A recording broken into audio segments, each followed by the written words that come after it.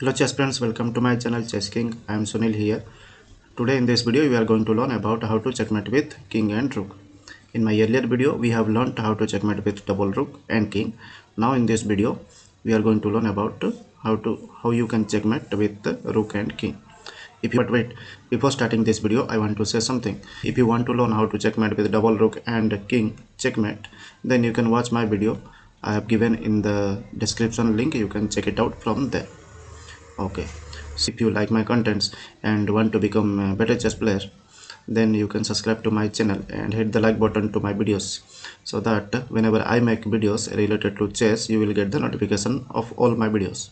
Okay, so let's start and learn how to checkmate with rook and king. Okay, so here in this position you can see that there are one rook is available for white and black has no other piece except a king. So here if it is white to move, you can find out that this is a very simple checkmate made in one move. So what white can do here, white just can give rook to e8 check, and this is a checkmate. Okay, so it was a very simple checkmate with single rook, but let's assume your opponent king is at the middle of the board and you have to checkmate with single rook. So at that time what you can do, you can just follow the technique what I will show in this video, and you can easily checkmate your opponent king. So let's see that position. Okay, so here in this position you can see that rook is available at e1 and king is available at d1, and the opponent king is available at the middle of the board. So here how you can checkmate with the single rook. The process is very simple. Let me tell you the process how you can checkmate the opponent king with a single rook. So if you want to checkmate with single rook, you just have to follow some techniques, that's it. And the techniques are like the first step you have to follow the first step is you have to push the opponent king towards the corner of the board like this. So you can checkmate the opponent king only in the corner of the board. So this was the first step. So you have to push the opponent king towards the corner of the board in order to checkmate. And what is the second step? Second step is you have to reduce the boxes like this. So these are the boxes. You have to reduce the box. In this way you can push the opponent king towards the corner and you can deliver the checkmate. So next, and let's see. So now let's follow these techniques and see whether we are able to checkmate the opponent king or not. Okay, so first of all what I will do here, I will just play with my rook and I will put my rook here at e3, so that what will happen at e3, from e3 it will controlling like these boxes. So already I have controlled almost these areas. Okay, so the black king will not be able to come towards the third rank again. So now black king has only these ranks and it can move around here only. Okay, so what I will do here, I will just reduce the spaces, number of spaces, so that the opponent king will not be able to come. Okay, so after putting the rook at e3, now you can just bring the king along with the rook. So guys, if you want to checkmate with the single rook, you cannot play only with the rook, you have to play along with your king also, so that you can deliver the checkmate. Because if you don't play along with your king, then a single rook will not be able to checkmate the opponent king, and your opponent king will be able to capture the rook and you can lose the game, okay, instead of winning. So that is why along with rook, king play is must. So after playing rook to e3, black king has played something like, let's suppose it is attacking to the my e3 rook.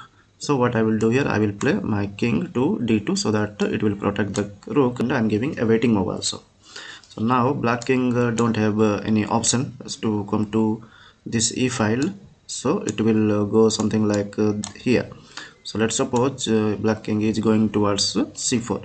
So from here I can reduce one more file, okay, like this. So this file I want to control with my rook. So I have played rook to d3. In this way I have reduced one more file. Okay, now the black king cannot come to d file again because my rook is controlled. So it will go something like, let's suppose it is going to b4 area. Now after going king to b4, I will control one more file by playing rook to c3. So in this way it will control the c file again, and the black king won't be able to come to c file again. Let's suppose black king is going towards a4, then I cannot play rook to b3 because the black king can capture my rook. So I will play a waiting move by playing to rook my king to c2, so that it will give a waiting move, and also in my next move I can play, or I can reduce one more file. So let's suppose blocking is going again to b4 and not allowing my rook to come to b3 to give to control one more file. So what I can do here, I can play with my king. I can play my king to b2, so that it will give a waiting move, and also it will be protecting my c3 rook. Now blocking is forced to leave the b file. So here I can control one more file by playing rook to b3. So in this way you can reduce the boxes like this. Now blocking has only a file where it can move. So let's suppose blocking is going towards a5, then you can just play by your king. And remember guys, you should not move your rook from the b file again, because once you move from the b file, then the blocking will be able to come again towards b file. So don't do that. Instead you can play with your king in order to maintain the reducing the box x. Okay, so let's suppose I'm playing king to a3, then black king will be able to go to a6. Thereafter I can control one more file. So like this I can I can control one more row. Like this I can control one more rank by playing rook to b4. Okay, so in this way I have controlled one more rank. Now black king is going again towards, let's suppose it is going into a5, then you can play one more waiting move, that is king to b3. Then again black king will go towards a6, then you can bring your king to a4, so that it will control these squares, and now black king will not be able to come to here. So it will go something like let's suppose a7, then you can control one more rank, like you can play rook to b5. So in this way now black king has only 3 ranks available. So like this, so only these 3 ranks are available for black king.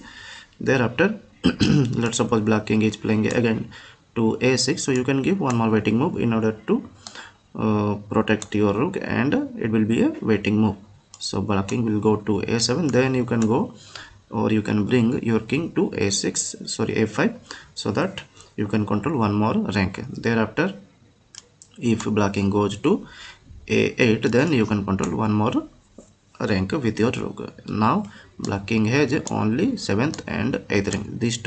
These two ranks are available for black king. Now let's suppose black king is coming towards a7, then you can play one more waiting move like this earlier. And this concept or this technique you have to follow throughout the game while checkmating the opponent king with your single rook. So now black king has only one option to go to 8, then you cannot play two rook king to a6, because it will be a stalemate now, because black king will not be having any space, because already our rook is controlling b file.